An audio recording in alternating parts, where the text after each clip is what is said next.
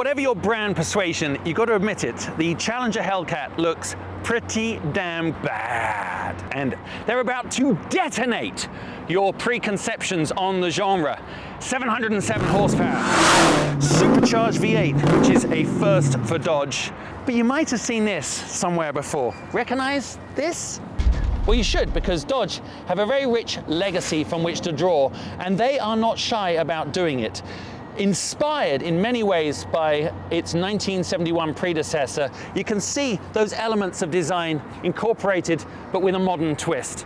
But this is where the magic still happens. Just take a look at that. None of that European style cladding there. That is an engine bay designed to be seen. The 6.2 litre Hemi V8 you're looking at there is the first application of supercharger technology in the brand's history. So this is how it goes. The air goes in there. It's supercharged on the way into the engine. You give it the horsepower, you control it through the TorqueFlite 8-speed automatic, and then you put it to the ground through these SRT exclusive forged aluminum 20 by 9.5 wheels. And of course, these amazing set of Pirelli P0 tires. And you stop it with the largest front brake package ever offered in an SRT vehicle. For me, this pretty much sums up the Challenger Hellcat experience. When you go and pick yours up from the dealership, they will give you two sets of keys. Black ones, which is for driving around town, behaving yourself. Red ones, which unlock all the goodies from SRT.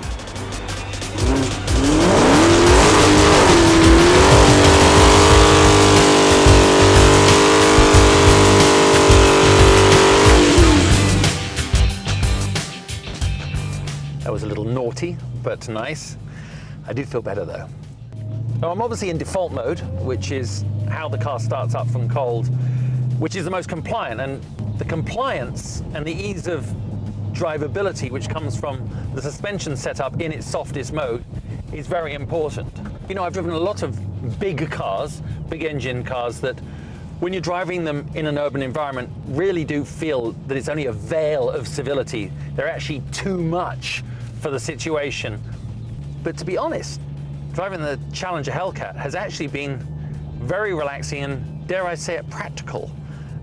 It's a pretty easy to drive everyday vehicle. But at the same time, you know, you have all that horsepower just at your disposal, and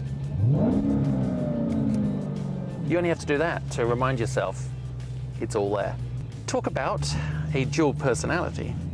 So in the spirit of some street drag racing, I'm going to pull to a stop here. I set it to the quarter-mile reaction timer, hit the OK button, 4, 3, 2, 1, and my reaction wheel spin, then the traction control cuts. We go across the bridge.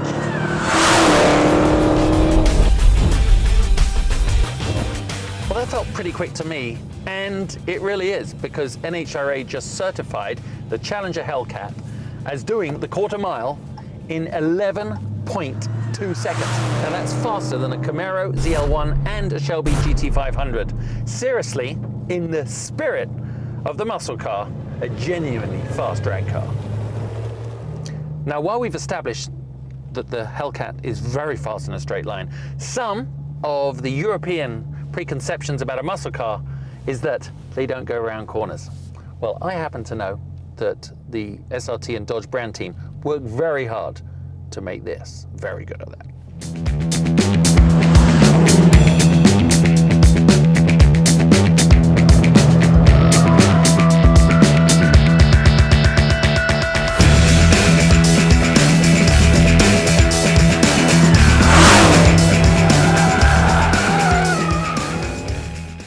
So, the famous red key, a racetrack, and red hot conditions. And you know, we've already established that around town, this is a very comfortable, flexible car to drive. But remember, this on paper has the most outrageous performance package. Now, there's a reason they gave this to me. I suggest we find out why.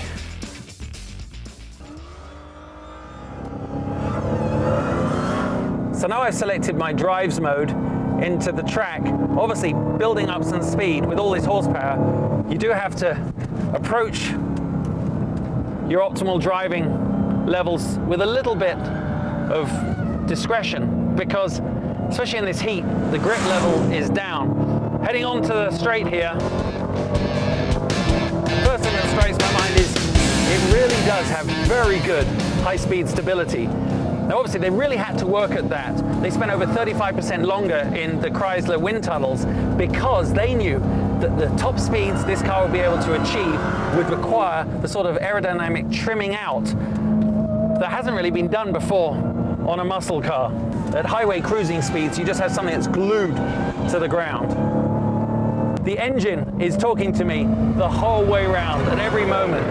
And of course, supercharged power is just sublime because no turbo lag. You get that fluid rolling on of all that torque, which actually really allows you as a driver to balance the car right on the edge of the slip angle by modulating the throttle. It's incredibly accurate.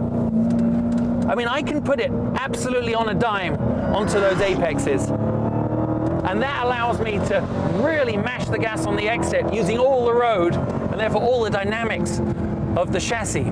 But if it wasn't so accurate from turning through to apex, I mean, it still is a heavy car. You've got to respect the laws of physics. But if you do, and you get it exactly right, you actually have quite a big window within which to play. Now, you don't really associate a muscle car with a sophisticated gearbox, but on the Hellcat here, we actually have an 8-speed automatic. For track purposes, I've slid it across to the manual mode, which allows me to use the paddle shifters up here.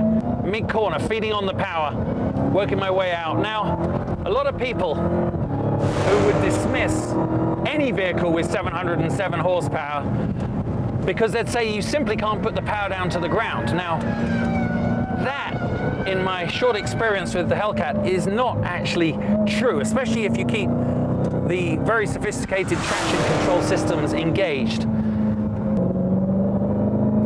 God, look at it come off this corner. Just breaks away, rolling on the throttle. The rear's just coming round as I exit. God, that's formidable.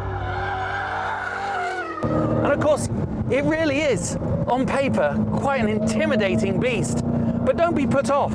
It's very controllable. You obviously will go to whatever limits you're comfortable with. But you know, there's always another 10%.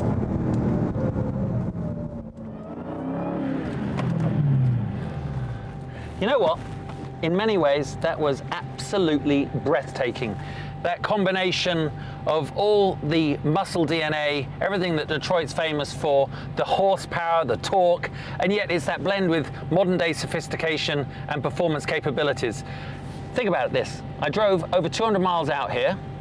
I then thrashed the living daylights out of it, right to the edge of its and my abilities. And now I'm gonna drive it home. That says a lot about what this car can do. I mean, when you think about it, it's the perfect blend. Perfect, bad looking vehicle. Now, of course, you don't normally associate it. I would say it's about, you know, going to ballet class and finding a linebacker has actually got the sweetest feet. You know what I mean? It's almost, linebackers aren't rude to say that, is it? A quarterback that can dance. It's really like American football. The quarterback's formidable, but boy, he can dance. His feet move fast. I think that's the way to put it. That's the analogy.